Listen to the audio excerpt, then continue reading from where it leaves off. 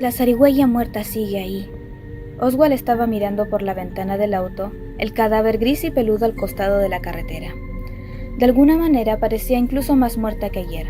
La lluvia de la noche anterior no había ayudado. Nada parece más muerto que una zarigüeya muerta, dijo el padre de Oswald.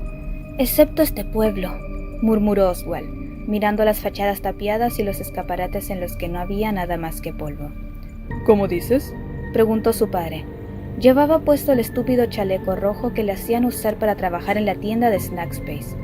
A Oswald le habría gustado que se lo pusiera una vez lo dejara en la escuela.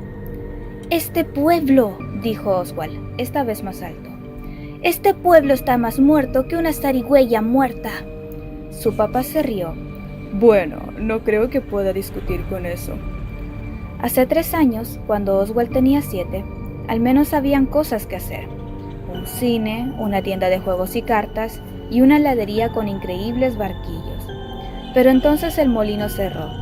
El molino había sido básicamente la razón por la que existía la ciudad.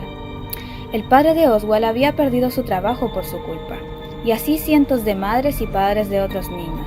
Muchas familias se habían mudado, incluido el mejor amigo de Oswald, Ben, y su familia. La familia de Oswald se había quedado porque el trabajo de su madre en el hospital era estable y no querían mudarse lejos de la abuela. Su papá terminó con un trabajo de medio tiempo en Snackspace, que pagaba $5 menos de lo que ganaba en el molino, y así Oswald había visto morir a la ciudad. Un negocio tras otro cerró, como los órganos de un cuerpo moribundo, porque ya nadie tenía dinero para películas o juegos o helados de barquillo increíbles. ¿Emocionado por el último día de clases?, preguntó su padre. Era una de esas preguntas que los adultos siempre hacían, como ¿cómo estuvo tu día? O ¿te lavaste los dientes? Oswald se encogió de hombros. Supongo, pero tampoco hay mucho que hacer ahora que Ben se fue. La escuela es aburrida, pero nuestra casa también lo es.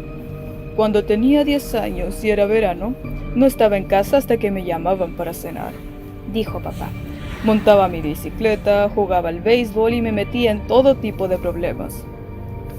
¿Estás diciendo que debería meterme en problemas?, dijo Oswald. No, estoy diciendo que deberías divertirte. Papá se detuvo en la línea de entrega frente a la escuela primaria Westbrook. Deberías divertirte. Hacía que pareciera tan fácil. Oswald atravesó las puertas dobles de la escuela y se topó con Dylan Cooper, la última persona que quería ver. Sin embargo, aparentemente Oswald era la primera persona que Dylan quería ver, porque su boca se abrió en una amplia sonrisa. Dylan era el niño más alto de 5º grado y claramente disfrutaba cerniéndose sobre sus víctimas. «Bueno, pero si es Oswald el ocelote», dijo mientras su sonrisa se hacía aún más amplia. «Ese nunca envejece, ¿verdad?» Oswald pasó junto a Dylan y se sintió aliviado cuando su torturador decidió no seguirlo. Cuando Oswald y sus compañeros de 5º grado iban en preescolar, había una caricatura en la televisión sobre un gran ocelote rosado llamado Oswald. Como resultado, Dylan y sus amigos comenzaron a llamarlo Oswald el ocelote en el primer día de jardín infantil y nunca se detuvo. Dylan era el tipo de chico que se metía con cualquier cosa que te hiciera diferente. Si no hubiera sido el nombre de Oswald, habrían sido sus pecas o su mechón. Los insultos habían empeorado mucho este año en historia de los Estados Unidos cuando supieron que el hombre que le disparó a John F. Kennedy se llamaba Lee Harvey Oswald. Oswald prefería ser un ocelote que un asesino.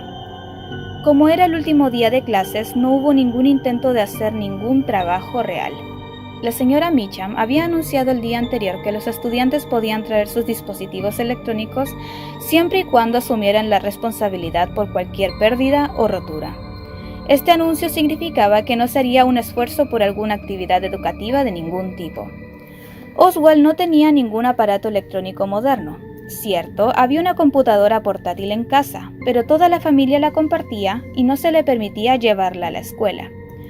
Tenía un teléfono, pero era el modelo más triste y desactualizado imaginable, y no quería sacarlo de su bolsillo porque sabía que cualquier niño que lo viera se burlaría de lo patético que era. Entonces, mientras otros niños jugaban en sus tabletas o consolas portátiles, Oswald se sentó. Después de que estar sentado se volviera insoportable, sacó un cuaderno y un lápiz y comenzó a dibujar. No era el mejor artista del mundo, pero podía dibujar lo suficientemente bien como para que sus imágenes fueran identificables. y había cierta calidad caricaturesca en sus dibujos que le gustaba. Sin embargo, lo mejor de dibujar era que podía perderse en ello. Era como si cayera en el papel y se convirtiera en parte de la escena que estaba creando. Era un escape acogedor. No sabía por qué, pero últimamente había estado dibujando animales mecanizados, entre los que había osos, conejos y pájaros. Los imaginaba en formas humanoides y caminando de forma rígida, tal y como un robot de una antigua película de ciencia ficción. Eran peludos por fuera, pero por dentro ocultaban un duro esqueleto de metal lleno de engranajes y circuitos.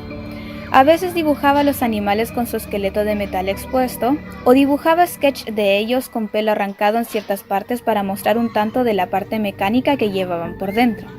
Les daba un efecto aterrador, como ver el esqueleto de una persona asomándose debajo de la piel. Oswald estaba tan concentrado dibujando que se sorprendió cuando la señora Meacham apagó las luces para poder poner una película. Las películas siempre eran una medida desesperada por parte de los profesores antes del día de las vacaciones, una manera de que los niños se quedaran relativamente tranquilos por 1 hora y media antes de dejarlos perderse en el verano. La película que la señora Meacham eligió era, en opinión de Oswald, muy infantil para una clase llena de niños de quinto. Trataba sobre una granja con animales parlantes y él ya la había visto antes, pero aún así la vio de nuevo porque, ¿qué más podía hacer? Durante el recreo, los niños se pasaban la pelota una y otra vez, hablando de lo que harían en el verano. Yo iré a un campamento de fútbol. Yo a uno de básquetbol. Yo jugaré en la piscina de mi calle. Yo iré con mis padres a Florida. Oswald se sentó en una banca y escuchó. Para él no habría ni piscina, ni campamentos, ni viajes porque no tenía dinero. Entonces solo podría dibujar, jugar sus viejos videojuegos que había pasado un montón de veces y tal vez ir a la biblioteca. Si Ben siguiera aquí, todo habría sido diferente. Incluso si hicieran las mismas cosas de siempre, lo habrían hecho juntos. Y Ben siempre podía hacer a Oswald reír, burlándose de un personaje de videojuegos o haciendo una perfecta imitación de alguno de sus profesores. Él y Ben lo pasaban bien, no importaba qué cosa hicieran. Pero ahora el verano sin Ben se asomaba frente a él, largo y vacío.